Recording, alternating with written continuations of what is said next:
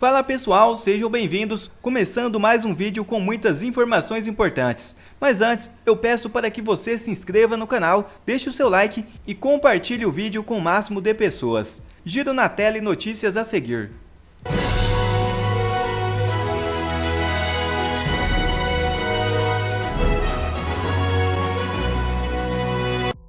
Revelados bastidores do jantar de Lula com ministros do STF.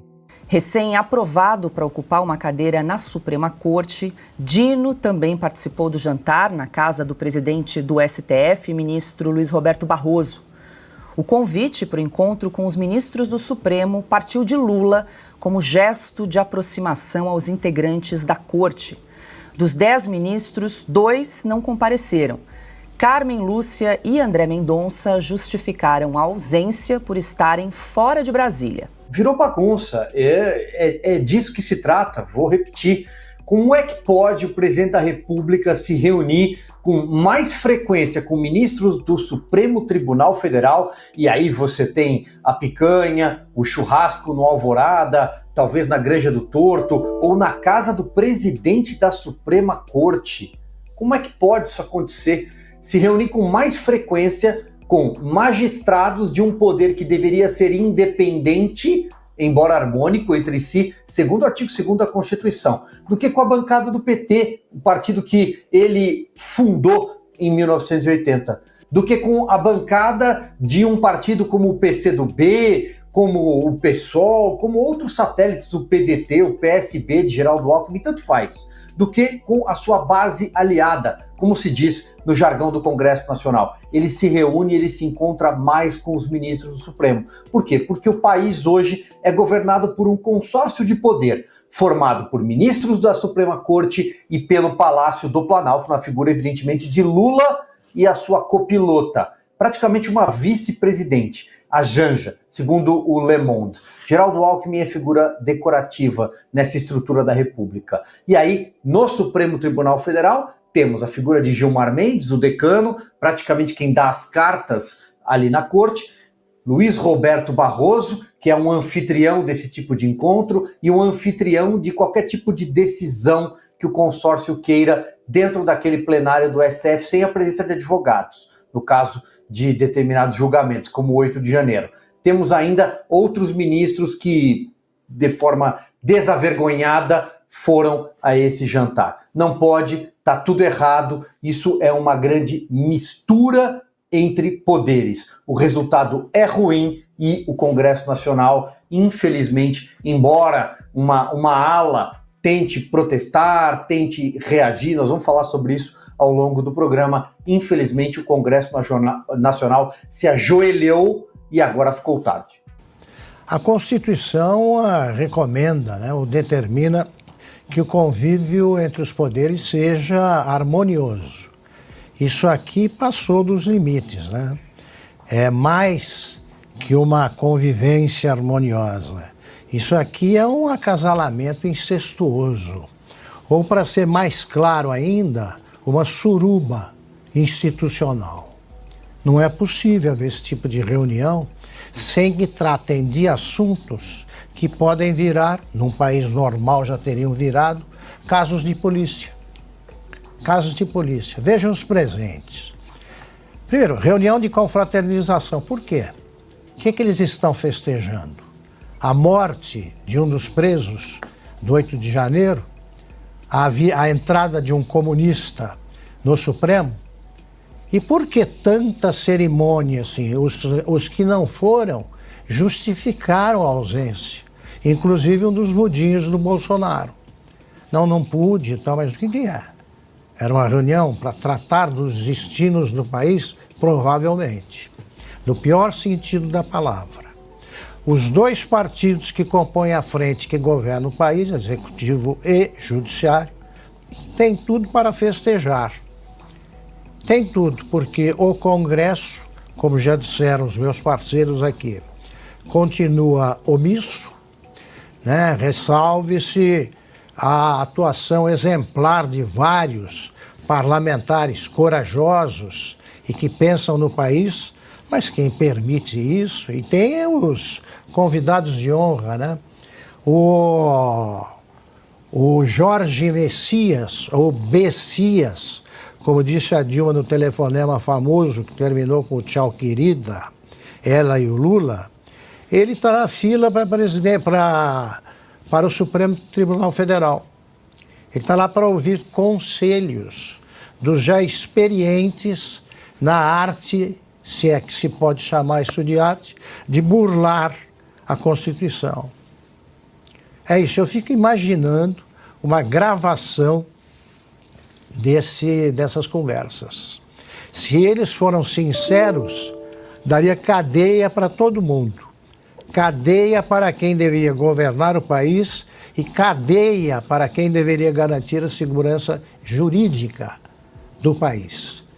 Enfim, não foi uma reunião de confraternização, tá? Foi uma reunião suspeitíssima, que deveria ter sido monitorada pela Polícia Federal, se a Polícia Federal ainda fosse independente.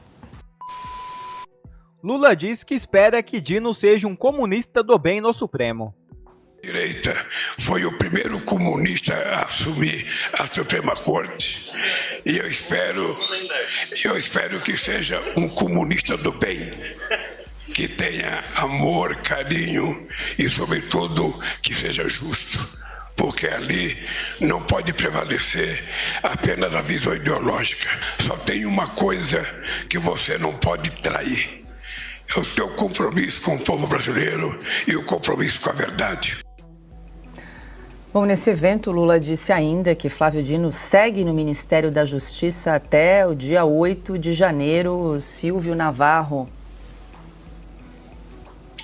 A confusão entre os poderes é tamanha que hoje, no Brasil, nós temos um duplo ministro. Nós temos um ministro do Supremo Tribunal Federal, que ainda não assumiu, mas já foi aprovado em sabatina pelo Senado, ou seja, já teve o seu nome avalizado, e ainda é ministro da Justiça e da Segurança Pública, quem controla a Polícia Federal, que amanhã, por exemplo, pode ser chamada num dos tantos inquéritos conduzidos pelo ministro Alexandre de Moraes. O Flávio Dino despacha a Polícia Federal para atender um colega da corte ou um colega de outro poder.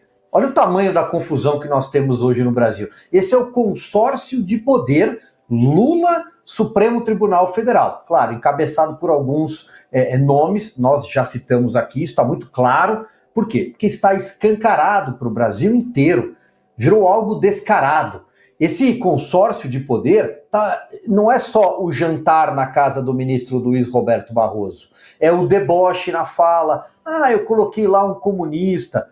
Como é que fica aquela fala anterior do ministro Alexandre de Moraes, falando que não existia comunistas no Brasil? Isso é uma fala fácil de encontrar na internet para quem estiver nos assistindo. Não tem comunista, isso é coisa de velhinho, isso é coisa de velhinha. Então é um verdadeiro escárnio o que nós estamos vivendo e absolutamente descarado. Eles não têm mais pudor. Para fazer aqui menção, eles não têm mais filtro, Paulo. Ana, chama atenção, a gente até está tentando localizar, porque Lula disse nesse evento também que, segundo a extrema-direita, foi o primeiro comunista a assumir a Suprema Corte, falando de Flávio Dino, né? Na verdade, ele atribuiu à extrema-direita algo que nós vimos, que o próprio Lula disse que pela primeira vez o Supremo Tribunal Federal vai ter um comunista assumindo uma cadeira na corte. É o que comunistas fazem, né? O revisionismo histórico, mesmo que o histórico seja de 48 horas atrás, né? Ele fala que espera que o Dino seja um comunista do bem. Olha, eu não sei, vou até perguntar ao Augusto aqui, né? O nosso decano, nossa enciclopédia, que página da história que mostra um comunista do bem? Um comunista do bem, um comunismo que matou, numa conta conservadora, mais de 110 milhões de pessoas ao longo, né, de todas as páginas aí dos regimes comunistas. Então, não bate com a realidade. Por isso, Paula, que eles precisam estar sempre discursando, Lula principalmente, nos ambientes controlados, porque se ele está com uma população, com uma plateia aberta, como o ministro Barroso teve que enfrentar uma plateia aberta e disse que o brasileiro queria a volta na cédula de papel, e uma brasileira, né, levantou a mão e disse, isso é mentira. Está aí o desafio, né? Já que o teste da Paulista, como o Augusto sempre menciona, ele não vai aceitar, então que discurse numa plateia que não seja controlada, com temperatura e pressão controlados. Abra para o povo, né? É o que eles chamam aqui nos Estados Unidos de town hall. Abre para o povo e deixa o povo perguntar, deixa o povo questionar, deixa o povo falar, não, senhor presidente, o senhor que disse, aliás, o comunismo matou 110 milhões de pessoas, o que o senhor tem a dizer sobre isso? É preciso enfrentar esse revisionismo histórico, porque até da foto, né, os comunistas, até na época que nem existia Photoshop, os comunistas eles apagam certas fotos. Então é preciso enfrentar isso, porque eles mentem, eles falam, eles mentem, depois eles dizem que eles não falaram. É por isso que eles precisam amordaçar a internet, Paula, porque a internet não perdoa e com a menção do Silvio, não perdoa e continua sem filtro. Piotr, antes de te ouvir, vou pedir para a produção exibir novamente esse trecho da fala do Lula hoje, nessa reunião ministerial. Segundo a extrema-direita, foi o primeiro comunista a assumir a Suprema Corte. E eu espero que seja um comunista do bem, que tenha amor, carinho e, sobretudo, que seja justo. Porque ali não pode prevalecer apenas a visão ideológica. Só tem uma coisa que você não pode trair. É o teu compromisso com o povo brasileiro e o compromisso com a verdade. Tá aí, Piotr. Vamos lá, vamos pegar duas frases do presidente. Ele diz assim, não pode prevalecer apenas a visão ideológica. Não pode prevalecer ideologia, presidente, nenhuma. A outra, ele diz assim, é o seu compromisso com o povo brasileiro. Não, o ministro do Supremo não tem compromisso com o povo, tem compromisso com guardar a Constituição, que sim, foi feita por representantes do povo na Constituinte lá em 88. Tem que guardar as leis que foram aprovadas no Congresso Nacional. Este sim, o Congresso, ali, votado, eleito pelo povo, representantes do povo brasileiro, porque é muito conveniente, né, para quem conhece as artimanhas da esquerda, dizer assim, os seus compromissos com o povo, pega os puxadinhos do PT, como é que se chama isso aí mesmo, se chamava, não só os sindicatos, entidades sociais, alguma coisa do gênero assim, é tudo gente manipulada, então quer dizer que se o ministro, o futuro ministro, Flávio Dino, atender a um anseio de um sindicato puxadinho do PT, ele já está, digamos, honrando seu compromisso com o povo. Tem toda uma lógica dentro desse discurso ali, né, de, na verdade, manipular a informação. Não cola mais, presidente, não cola mais. Todo mundo já percebeu todos esses medos. Isso convencia incautos lá nos anos 80, como convenceu aquele monte de acadêmico da USP a achar que o senhor seria a solução para o país, que obviamente deve ter ficado horrorizado se tiver um mínimo de ética, cada um desses ali, quando o senhor disse que saía falando mundo afora, uma série de notícias ruins do país, e dava números sem checar nada. O senhor confessou isso esses dias recentemente, nós mostramos inclusive esse vídeo. O vídeo não é recente, mas o senhor fez essa confissão. Quer dizer, tudo que o Lula fala, o presidente Lula fala, nenhum é de interesse público, não é de interesse da nação, não fala em nome da nação, preocupado com a nação. E sem contar, desvia qual é o compromisso do ministro do Supremo. Diz que não pode ser apenas ideológico. Bom, então quer dizer que vai ser parte ideológica. Se aplicar um pouquinho de interpretação de texto, você invalida qualquer redação que o Lula escreveu um dia, porque não cabe na interpretação de texto. Imagina dirigindo um país, seja no consórcio, como segundo, primeiro, não sei. Augusto, quero te ouvir, mas antes só vou acrescentar mais uma informação que tem relação com esse evento de hoje, essa reunião, última reunião ministerial do ano. Porque no próximo dia 8 de janeiro, data que os atos de vandalismo na Praça dos Três Poderes completam um ano, Lula pretende realizar um evento no Congresso para, segundo o presidente da República, destacar a importância da democracia. No anúncio feito nesta manhã, o presidente exigiu a presença de todos os ministros. Nós estamos convidando um ato, sabe, para lembrar a tentativa de golpe no dia 8 de janeiro. Nós estamos tentando convocar um ato que vai ser convocado por mim, pelo presidente da Suprema Corte, pelo presidente do Senado e pelo presidente da Câmara. O Flávio Dino está articulando para ver qual é o plenário que a gente vai fazer. E eu queria lembrar os companheiros e companheiras ministras. Ninguém está pedindo para vocês não viajarem, mas eu quero a presença de todos os ministros e ministras no dia 8 de janeiro.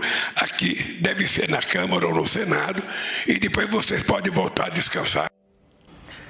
Bom, Augusto, por meio das redes sociais, o Lula declarou então que a convocação será um chamado dele, presidente da República, dos presidentes do STF e também do Congresso Nacional. Tá aí, a gente exibe na tela essa publicação do presidente Lula na plataforma, na rede social X. Estamos vendo de convocar um ato no dia 8 de janeiro de 2024, chamado por mim, o presidente do STF e do Congresso Nacional, para ressaltar a importância da democracia no nosso país. Publicação de hoje. O Piotr falou na obra escrita do presidente Lula, né? Ela se limita a 4 bilhetes. Eu tenho os 4. Ele está desejando feliz aniversário a um sobrinho. O outro são anotações, uns rabiscos que ele fez numa reunião ministerial. Tem mais um terceiro com anotações esparsas, aí você não sabe o que significa. E uma outra quarta bobagem, todas com aqueles garranchos de aluno do Jardim da Infância. Se houver um dia um museu Lula para preservar a memória dele, a parte reservada, a ala reservada à parte escrita, pode esquecer. Não existe. Já a ala do besteirol, essa está coalhada de peças históricas como essas aí. Vamos lá.